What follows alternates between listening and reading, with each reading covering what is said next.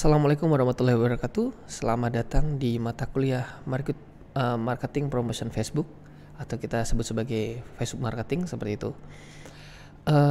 Dengan saya Fajar Budi Setiawan. Pada pertemuan kali ini kita akan belajar tentang konsep dasar Facebook Marketing. Jadi kita akan fokus pada konsep dasarnya dulu. Artinya biar teman-teman di sini mindsetnya nggak salah tentang penggunaan Facebook Marketing, seperti itu. Oke, langsung saja. Materi hari ini yang akan kita diskusikan ada 3. Pertama tentang sosial media saja, tentang bagaimana tentang cara kerja sosial media secara umum. Lalu kenapa kita menggunakan platform Facebook, dan yang ketiga adalah konsep dari Facebook marketing itu sendiri. Seperti itu, konsep dasar saja ya. Sehingga tujuan kita, output kita pada hari ini adalah teman-teman akan memiliki mindset yang istilah kuat tentang mengapa menggunakan Facebook marketing ini dan apa yang harus dilakukan dan apa yang tidak boleh dilakukan, seperti itu ya. Oke. Sosial media. Dasarnya adalah sosial media adalah merupakan sebuah tempat. Di sini adalah tempat utama berlangsungnya sebuah aktivitas dari EWOM atau Electronic Word of Mouth, di mana orang saling berinteraksi untuk menyukai, membicarakan, membagikan, dan mereferensikan sebuah konten ataupun personal tersendiri untuk kebutuhan interaksi, sehingga memungkinkan terbentuknya sebuah ekosistem dan komunitas online. Jadi secara panjangnya seperti itu ya. Intinya adalah sebuah tempat di mana kita bisa saling berinteraksi secara sosial antara menyukai, membicarakan, membagikan melalui sebuah ekosistem online, seperti itu ya. Oke. Nah, tentang sosial media marketing tersendiri. Nah, mindset awal dari sosial media marketing itu apa sih? Nah, mayoritas kita tahu bahwa sosial media itu awalnya adalah sebuah platform yang digunakan sebagai ruang sosialisasi. Yang intinya awalnya adalah kita tuh pengen bersenang-senang di sosial media gitu kan. Kita pengen berbagi foto, konten, untuk area bersantai juga, ataupun untuk kepo-kepoan seperti itu ya. Dan bukan merupakan tempat berbelanja. Ya, jadi pada awalnya media sosial itu adalah untuk berinteraksi, bukan untuk belanja gitu ya. Jadi ini merupakan tantangan bagi teman-teman bahwa ketika teman-teman mulai masuk ke sosial media marketing, pastikan mindset teman-teman adalah dasarnya sosial media itu mereka pengen interaksi, bukan pengen jualan. Artinya ketika kita ngiklan di media sosial, tentunya ini akan menjadi suatu tantangan tersendiri. Lalu pertanyaannya adalah bagaimana kita jualan di sosial media? Nah, alih-alih hard selling kayak kita pengen jualan langsung di sosial media, tentunya hal yang pertama yang harus kita lakukan adalah seperti kegiatan sosial yang lain. Artinya adalah kita perlu melakukan istilahnya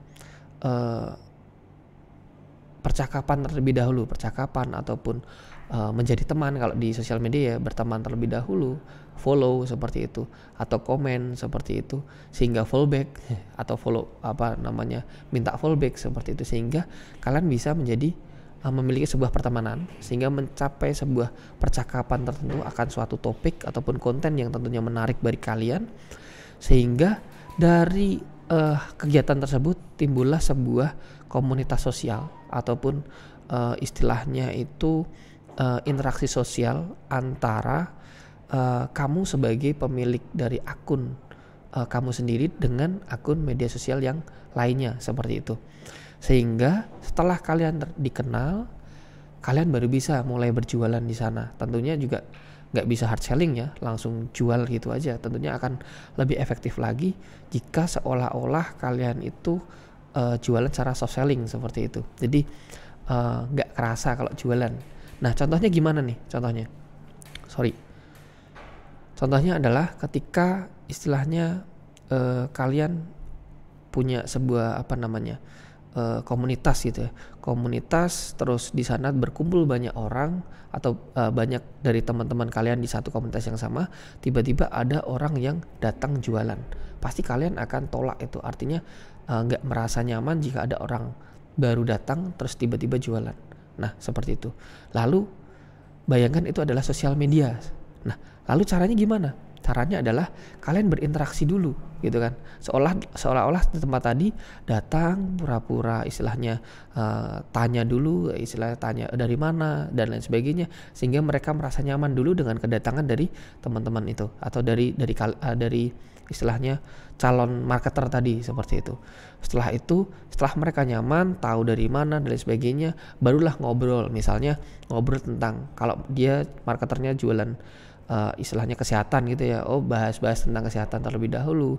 Setelah itu mungkin nggak langsung memberikan produknya, misalkan memberikan sebuah kartu nama gitu kan, kartu nama dan lain sebagainya, jenis soft selling lah. Artinya biar nggak kelihatan langsung jualan, karena pada dasarnya di sosial media itu mereka butuh interaksi, bukan buat jualan seperti itu. Itu tantangan tersendiri seperti itu. Oke. Lalu kita sudah melihat tadi nih kayak istilahnya potensi yang muncul di media sosial. Nah, kita di sini akan melihat seberapa banyak sih media sosial itu atau pengguna media sosial, sehingga kita bisa tahu nih potensinya kira-kira tingginya seberapa banyak seperti itu. Nah, kita lihat annually atau setiap tahun itu jumlah pengguna dari media sosial itu semakin banyak di Indonesia. Data dari We Are Social dinyatakan bahwa tahun 2022 itu ternyata ada 191 pengguna aktif media sosial di Indonesia seperti itu. Dari yang tahun sebelumnya adalah sekitar 170 juta orang saja. Oke, ini pengguna media sosial. Lalu distribusi pengguna media sosial itu seperti apa sih? Ternyata Facebook menjadi market leader di penggunaan platform media sosial gitu. Nah, di sini ada 2,91 juta pengguna. Loh, kok lebih banyak ya? Karena ini sebagai secara global. Tapi ini merepresentasikan bahwa ternyata penggunaan Facebook itu cukup tinggi seperti itu dibandingkan dengan yang lain tentunya. Oke, dan kita tahu bahwa di sini ada kelihatan afiliasi dari Facebook itu sendiri, yaitu ada WhatsApp, Instagram, dan juga Facebook Messenger seperti itu.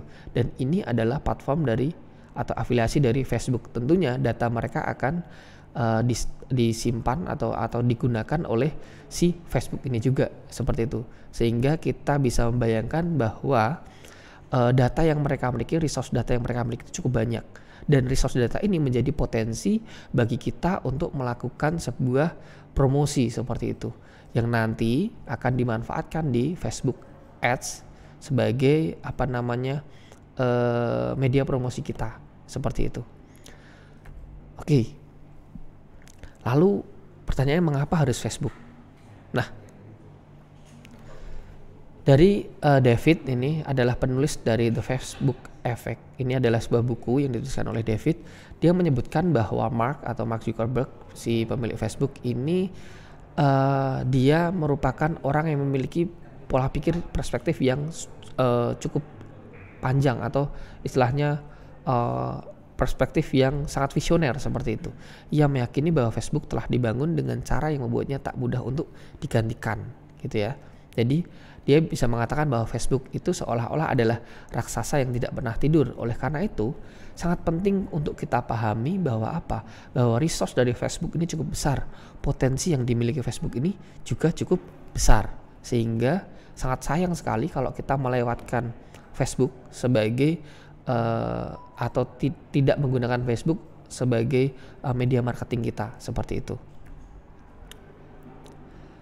Lalu bisa dikatakan bahwa memilih Facebook sebagai platform media sosial media marketing itu adalah sebuah hal yang tepat. Kenapa? Karena Facebook memiliki pengguna terbanyak dan teraktif dibandingkan dengan Twitter. Kita tahu sendiri bahwa Twitter merupakan sosial media yang cukup aktif ya, secara daily, hitungan secara harian. Kenapa?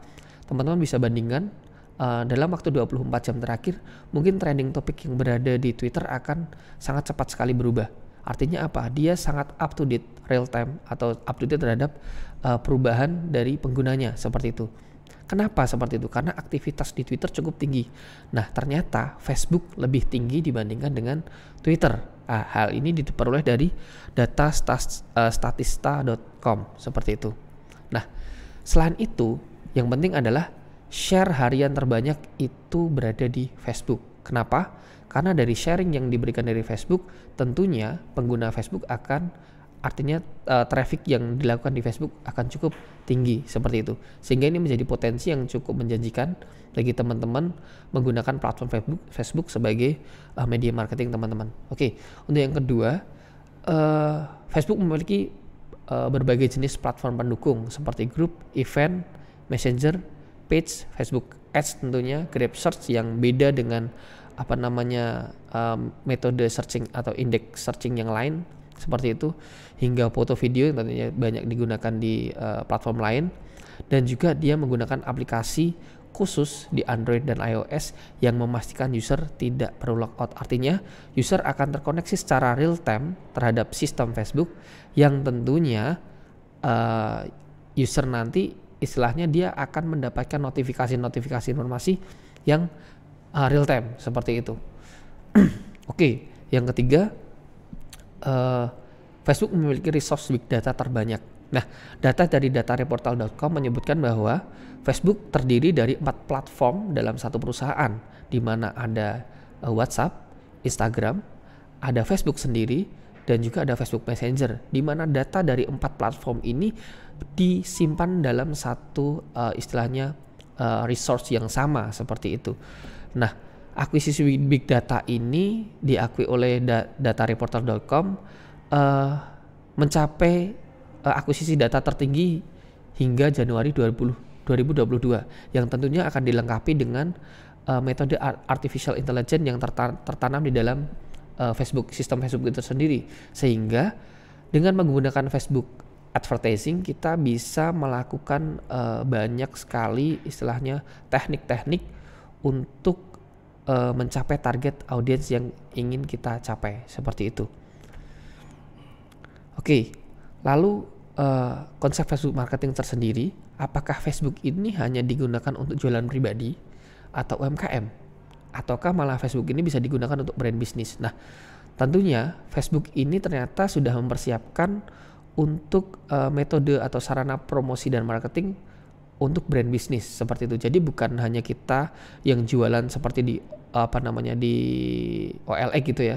Jadi kita bisa jualan seolah-olah kita tuh bukan hanya pribadi saja. Kita punya brand, kita bisa jualan juga di Facebook seperti itu. Artinya tentunya dari perusahaan yang besar hingga perusahaan yang masih startup seperti itu. Oke, lalu apa saja Facebook Business Page ataupun layanan resmi yang diberikan oleh Facebook untuk sebuah brand-brand besar? Artinya apa? Artinya jika nanti teman-teman dari sini mungkin bekerja di sebuah perusahaan besar gitu ya, dan tentunya itu masih bisa manfaatkan metode marketing menggunakan Facebook ini. Kenapa? Karena Facebook menyediakan dua media khusus untuk layanan berbayar seperti itu. Salah satu yang pertama adalah Facebook Fanpage, yang kedua adalah Facebook Ads. Nah, pertanyaannya apa itu Facebook Fanpage? Nah, Fanpage di sini adalah sebuah halaman khusus yang bisa dimanfaatkan oleh seorang marketer yang memiliki fitur yang berbeda dengan akun personal atau pribadi seperti itu ya. Bedanya apa? Yang pertama, dia lebih sistematis. Tentunya kita nggak bisa posting sesuka kita gitu, karena itu sudah dipikirkan oleh si Facebook sendiri, oleh algoritmanya Facebook sendiri, bagaimana kita memberikan sebuah postingan yang memiliki impact gitu ya terhadap brand kita seperti itu. Lalu yang kedua adalah kita lebih mudah melakukan hard selling. Tentunya kalau kita pakai Facebook pribadi, kita hard selling gitu kan, setiap 15 menit kita posting, endingnya adalah kita di blok gitu ya sama misalnya teman-teman kita seperti itu, atau menjadi misal di notice di sebagai spam atau di report sebagai not interested seperti itu. Nah, dengan Facebook Fanpage ini kita bisa jualan hard selling. Kenapa? Karena otomatis dia akan muncul di newsfeed kita, atau sekarang sebutnya sebagai feed. Itu tanpa istilahnya ketakutan untuk diblok seperti itu. Itu penggunaan fanpage. Lalu yang kedua adalah kita bisa menggunakan fanpage ini sebagai metode agar brand kita mudah terdeteksi oleh search engine misalnya Google gitu. Kenapa? Karena dengan Facebook fanpage ini akan otomatis memudahkan untuk terindeks oleh Google. Jadi ketika brand kita ketik di Google, nanti tiba-tiba dia akan muncul di atas gitu ya. Di atas seolah-olah kita menggunakan SEO gitu ya. Seolah-olah kita menggunakan SEO, dia akan muncul di atas karena apa? Karena kita pakai fanpage-nya punyanya Google. Seperti itu. Sehingga dia mudah dicari seperti itu ya.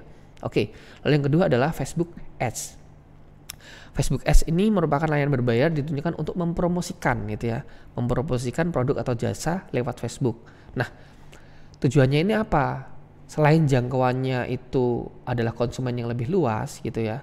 Nah, kelebihan yang ditawarkan itu adalah Facebook Ads ini memiliki fitur yang namanya Facebook Adverts Manager. Artinya kita bisa menargetkan gitu kan, menargetkan audiens menggunakan metodenya si artificial intelligence tadi, sehingga kita bisa menentukan nih kira-kira mana audiens yang kemungkinan akan tertarik dengan produk kita atau yang sesuai dengan segmentasi produk kita seperti itu, hingga kita bisa mengetahui evaluasi kinerja iklan yang telah kita lakukan gitu. Jadi dengan manager ini atau advert manager ini kita bisa mengetahui kira-kira promosi kita melalui iklan tersebut itu efektif nggak sih, terus apa yang kurang, dan sebagainya. Kita bisa analisa nanti di datanya seperti itu. Itu adalah dua contoh dari layanan resmi ya. Lah terus pertanyaannya, lalu apakah akun personal tidak bisa digunakan sebagai sarana marketing yang hebat seperti itu? Nah tentunya akun personal juga memiliki kelebihan tertentu yang tidak dimiliki oleh dua sarana resmi tadi, yaitu akun personal ini lebih social friendly. Artinya apa? Dua tadi, kalau misalnya akun fanpage tadi, tentunya itu kan istilahnya orang-orang akan berpikir itu adalah sebuah brand, bukan orang beneran yang istilahnya bisa diajak untuk ngobrol langsung seperti itu. Paling ya CS-nya yang ngobrol gitu ya, bukan ke satu personal seperti itu.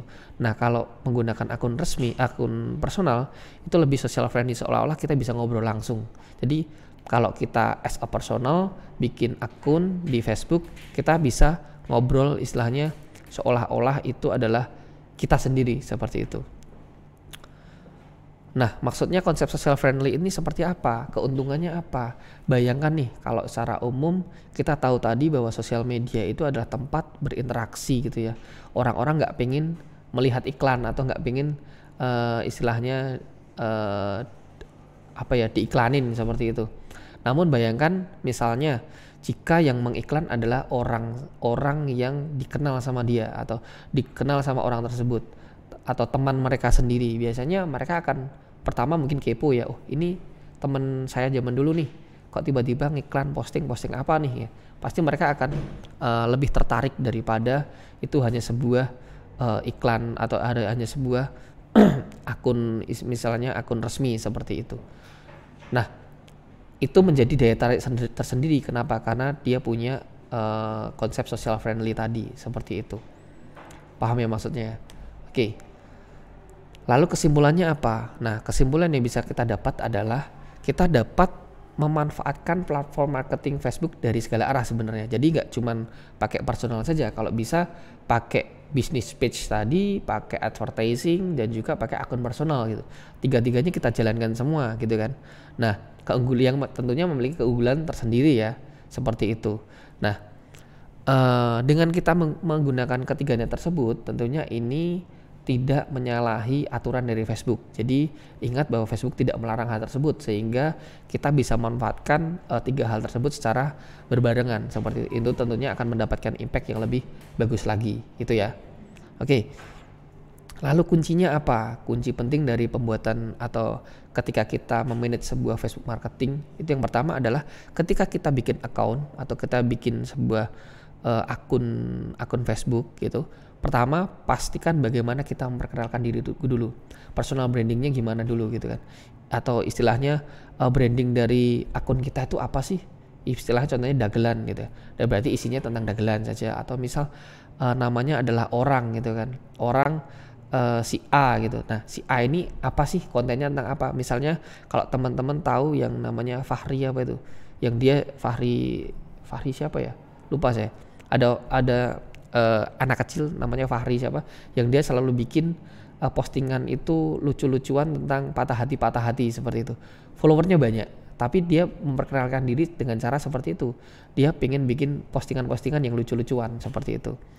Lalu yang kedua adalah cari teman yang sesuai dengan segmentasinya. Jangan cuman asal add friend saja. Kita lihat dulu segmentasi kita mau carinya di mana nih. Ataukah mungkin daerah Solo saja, Surakarta saja, kita fokuskan daerah sana seperti itu. Lalu yang ketiga, manfaat apa yang dimiliki. Jadi audiens itu biar datang terus, lihat terus konten kita seperti itu. Misal lucu-lucuan ya, misalnya contohnya Fahri's Group gitu ya. Fahri's Group ya lucu-lucuan ya, dia akan cari terus Fahri's Group itu mana gitu. Oke, menebarkan sensasi tentunya. Gimana cara kita menebarkan sensasi, pencitraan, informasi, dan tentunya bagaimana cara kita mendapatkan followers. Jadi kita bisa menganalisa dari konten-konten yang seperti apa, tambah followers berapa, tambah pengikut berapa, beasiswa berapa, seperti itu. Itu yang penting untuk kita miliki di Facebook marketing, gitu ya. Oke. Satu hal terakhir yang ingin saya tunjukkan di sini sebagai mindset teman-teman, bahwa kalau teman-teman di sini masih berpikir menggunakan Facebook marketing untuk jualan ke saudaranya, tetangganya, temennya yang dikenal, yang mungkin impactnya cuma kecil, saran saya mending buka warung saja deh. Jangan pakai Jangan pakai Facebook marketing gitu. Karena kenapa? Karena Facebook marketing itu pangsa pasarnya sangat besar sekali, 190 juta pengguna internet dan 133 juta pengguna Facebook gitu ya. Jadi cukup besar. Jadi teman-teman harus tanamkan mindset bahwa untuk selalu mendapatkan pasar yang lebih luas dari sebelumnya. Karena apa? Targetnya adalah 100-an juta orang seperti itu ya. Jadi jangan cuman pengen jualan ke tetangga, ke keluarga yang dikenal saja. Pastikan selalu membuat konten yang oke, sehingga orang lain akan tambah terus untuk followernya seperti itu. Oke, mungkin itu terakhir dari saya. Terima kasih banyak. Jika ada pertanyaan, teman-teman bisa kontak saya melalui WhatsApp group ataupun Google Classroom. Terima kasih banyak atas waktunya. Semoga ilmunya bermanfaat. Saya tutup. Assalamualaikum warahmatullahi wabarakatuh.